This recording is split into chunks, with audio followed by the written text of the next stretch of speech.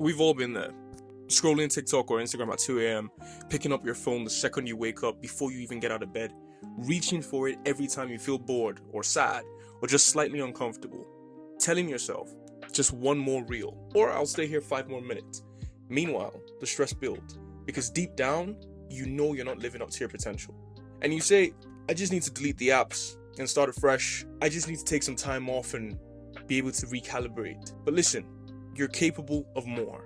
There's a version of you that can delete your social media addiction in 48 hours. I'm not talking about deleting the apps or screen time limits or productivity hacks. I'm talking about a mental reset, a shift that changes the way your brain sees social media in the first place. Because here's what nobody tells you. Social media isn't just wasting your time.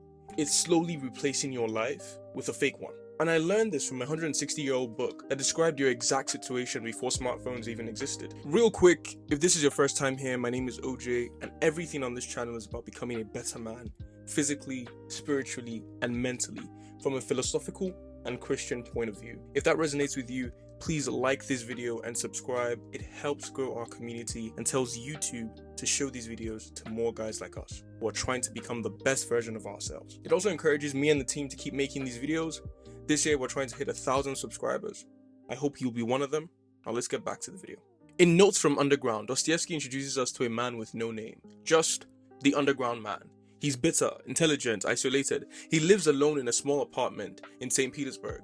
He avoids people, replays old conversations in his head, imagines arguments he'll never actually have. He craves connection, but he chooses isolation. That's the twist. No one locked him underground. He went there himself. He wants respect, he wants intimacy, he wants meaning, but instead of pursuing those things in real life, he retreats into thought, into fantasy, into resentment. His room becomes his world. Now look at your phone. You crave connection, validation, recognition, meaning. I mean, we all do. But instead of building it in real life, we scroll, we watch, we consume. Our phone has become our underground, a small glowing room that we disappear into. His apartment, your screen. Same escape, different century.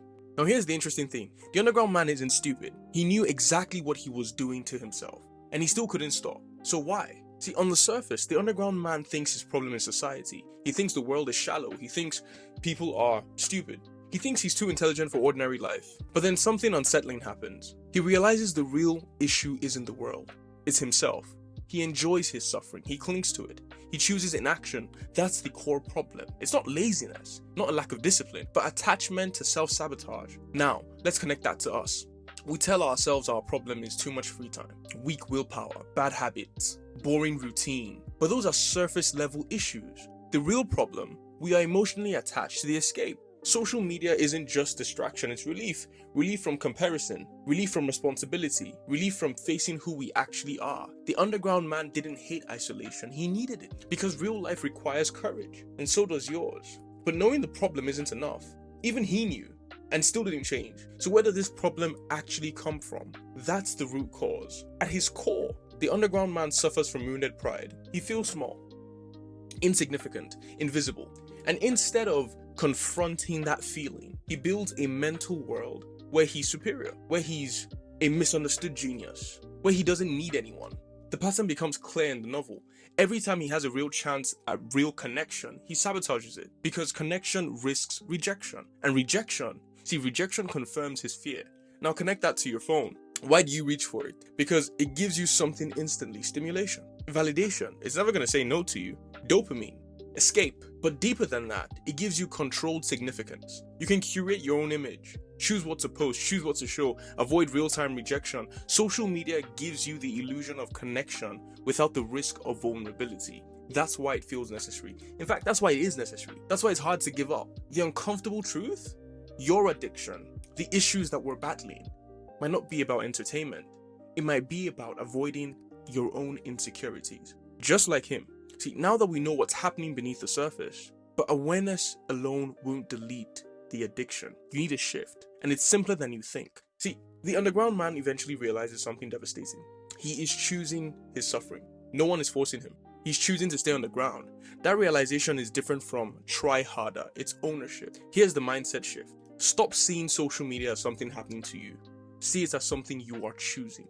That single shift restores power, because when something is happening to you, you're a victim. But when you're choosing it, you can stop. What happens in your brain when you make this shift? Your identity changes. Instead of, I can't stop scrolling, it becomes, I'm choosing to scroll. You're taking ownership of the situation. That language requires responsibility. But if I were you, what would I do? Day one, the cut. For 24 hours, don't delete the apps, just observe. Every time you reach for your phone, say out loud, I'm choosing this. Not I have to. Not I can't help it. I'm choosing this. You need to verbalize it so your mind can hear you. By the end of the day, it will feel different because now you see the choice. And it might take a bit longer than this, but just keep at it until you get to a place where you own the situation. Day two, the replacement. Now remove it. Delete the apps for 24 hours and replace the urge with one action. Go outside, call a friend, journal, train, work out, read. The key isn't discipline, it's proving to yourself that you can exist without the underground. 48 hours is enough to break the illusion. The moment you know it's working, silence stops feeling threatening and starts feeling peaceful. But I need to be honest, this shift isn't simple. It's gonna take time, and something will show up immediately that will want to pull you back in.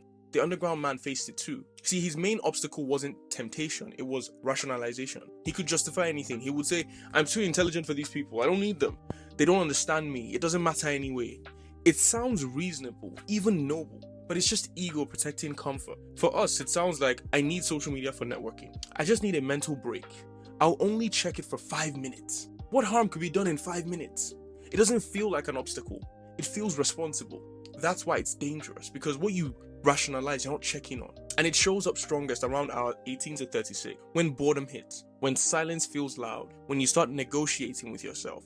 Willpower is useless here, because this isn't temptation, it's identity defense. The one thing that takes away its power, say it, name it. This is me rationalizing. The moment you name it, it loses authority. See, in the book, the underground man stayed underground. You don't have to. Once you break free from social media addiction, you need something real to replace it. Purpose, strength, discipline. That's why I made this video, 10 habits you need to build this year as a man. Click it now. And if you love this video, please don't forget to like, share, subscribe. We're still trying to get to 1,000 subscribers. It's still very important to us. But this is going to be a journey. It's a marathon. It's not a sprint. What I want you to take away from this is that at the end of the day, the aim is just to prove to yourself that in 2 days, you can survive without social media. You can survive without dopamine hit. And you are okay. You will be okay. That's it for today, guys. Love and light. Peace.